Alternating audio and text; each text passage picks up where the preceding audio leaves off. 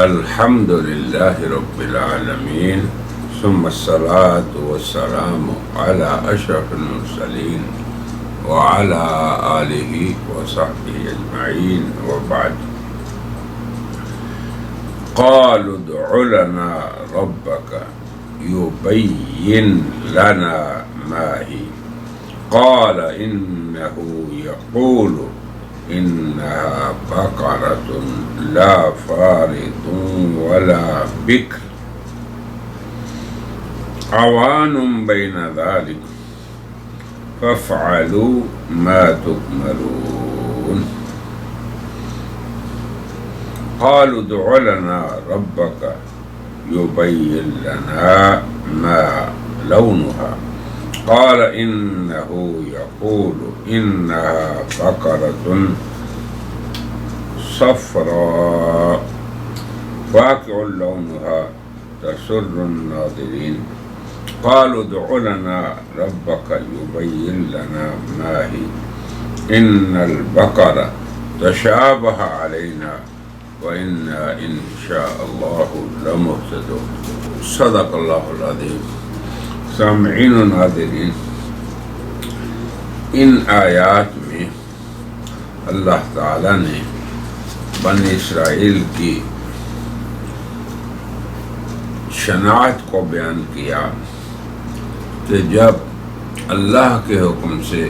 موسیٰ علیہ السلام نے انہیں کہا کہ تم ایک گائے کو ذبح کرو، اور اس کا قصہ ہم آپ کو بتا چکے ہیں کہ اس قوم میں ایک شخص قتل ہوا اور قتل کے بعد اس کی مردہ لاش کو انہوں نے محلے میں کسی جگہ پھینک دیا۔ اب شریعت کا حکم ہمارے ہاں یہ ہوتا ہے کہ جہاں پہ لاش ملی ان لوگوں سے قسمیں اٹھوائی جائیں کہ ہمیں نہ ہم نے قتل کیا نہ ہمیں اس کا علم ہے۔ تو جب بنی اسرائیل اس کے قتل کو جاننا چاہتے تھے تو اللہ نے موسیٰ علیہ السلام کو وحی کے ذریعے نہیں بتایا کہ فلاں آدمی قاتل ہے، ہاں ایک طریقہ بتایا کہ انہیں یہ کہیں کہ یہ ایک گائے کو ذبح کریں، پھر اس کے گوشت کو اس مردے کے ساتھ ملائیں، لگائیں تو یہ خود زندہ ہو کر اپنا قاتل بتا دے گا۔ اب بات اتنی تھی کہ وہ گائے کو ذبح کرتے، مگر ان کی جبلت میں اللہ کے احکام سے حیلہ سازی تھی، یہ یہود کی جبلت تھی۔ انہوں نے سب سے پہلے تو یہ کہا کہ یہ کیا چیز ہے، موسیٰ کیا تم ہم سے مذاق کر رہے ہو کہ قاتل کا پتہ لگانا اور پھر ایک گائے کو ذبح کرنا کیا جوڑ ہے اس کا؟ اس پہ ہم پہلے کلام پا چکے ہیں۔ اب ان کے تعنت کی مثالیں یہ ان کے وہ سوالات ہیں جو انہوں نے موسیٰ علیہ السلام سے کی۔ پہلا تو یہ کہا کہ اتتخذنا ہزوا، تو ہم سے مذاق کر رہا ہے۔ اسے ایک فلسفہ بنا دیا کہ اس کا اس سے کیا جوڑ ہے جو تم ہم سے کہتے ہو۔ پھر موسیٰ علیہ السلام نے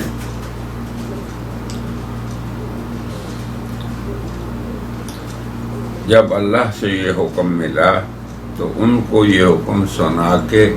کہا ان کو کہ میں جاہل نہیں ہوں کہ میں اپنی قوم سے مذاق کروں، اپنی امت سے استہزاء کروں، بس آپ اتنا کر دیں کہ اپنے رب سے پوچھ لیں کہ وہ اس گائے کو خوب کھول کے ہمیں بتا دے کہ وہ ہے کیا ہے اس کے حق۔ تو موسیٰ نے کہا کہ یقیناً آپ کا رب آپ کو یہ کہتا ہے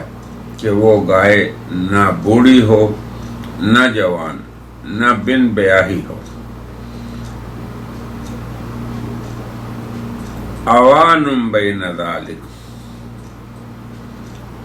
میانہ ہو ان کے بیچ، فَفْعَلُوا مَا تُؤْمَرُونَ، جو کہا گیا اسے کر گزرو۔ اب دیکھیں پھر اس نے یہود نے موسیٰ کے ذریعے اور شناعت ان کی اور عناد ان کا کہ گائے کے بارے میں اور سوال کیا کہ اللہ سے کہو کہ ہمیں اس کا رنگ بتا دیں، حالانکہ اللہ نے تو گائے کہا تھا مطلقاً، نہ سوال کر دے تو کوئی حرج نہیں تھا، کر دیتے۔ تو انہوں نے پھر فرمایا کہ انہا بقرۃ صفراء، جب رنگ مانگا تو اللہ نے رنگ کی قید بڑھا دی کہ یہ زرد گائے ہے، فاقع لونہا، خوب گہرا رنگ ہے اس کا،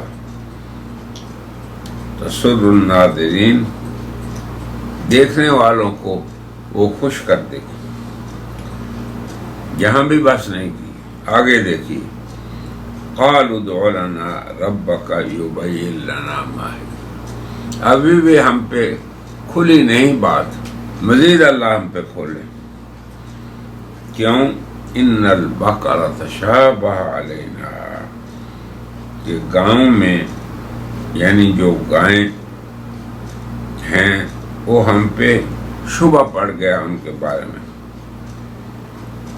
مزید اللہ اس بات میں تبیین فرمائے، وَإِنَّا إِن شَاءَ اللَّهُ لَمُهْتَدُونَ، اور ہم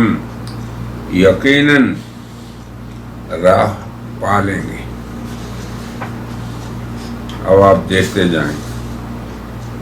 پھر موسیٰ علیہ السلام نے فرمایا قال انه یقول انہا بقرۃ، اللہ پاک یہ فرماتے ہیں کہ وہ یقیناً ایسی گائے ہو لا تثیر الارض، کہ جو زمین جوتنے میں استعمال نہ ہو، ولا تسقی الحرث، اور کھیتی کو پانی دینے میں بھی استعمال نہ ہوئی ہو، مسلمۃ، اور بدن کے اعتبار سے بھی پوری ہو، لا شیۃ فیہا، اس کے جسم پہ کوئی داغ بھی نہ ہو۔ قالوا الآن جئت بالحق، وہ بولے کہ اب تو نے حق کو بیان کیا، اب تو حق لے کے آیا ہے۔ فذبحوها، پھر اس کو انہوں نے ذبح کر دیا۔ اللہ فرماتے ہیں وما کادوا یفعلون، اور وہ لگتے نہیں تھے کہ وہ یہ کریں گے۔ تو اس آیت نے، ان آیات نے، اللہ تبارک و تعالیٰ نے بنی اسرائیل کی چوتھی شناعت کو بیان کیا، جس کا مختصر ہے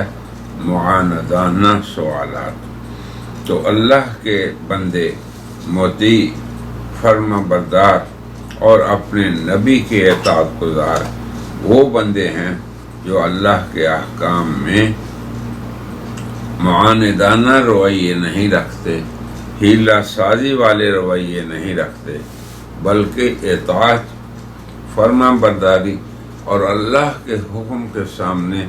سر تسلیم خم کرنے والے ہوتے ہیں۔ تو ان آیات کے اندر ہم مسلمانوں کے لیے عبرت یہ ہے کہ ہم نیک نیتی سے، اخلاص سے، انتہائی تواضع سے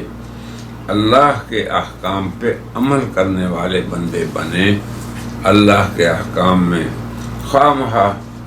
چمگوئیاں کرنے والے، خواہ مخواہ اعتراضات کرنے والے ایسے بندے نہ بنے۔ آج کے اس دور میں برادران اسلام، ہم اپنی امت کو دیکھتے ہیں،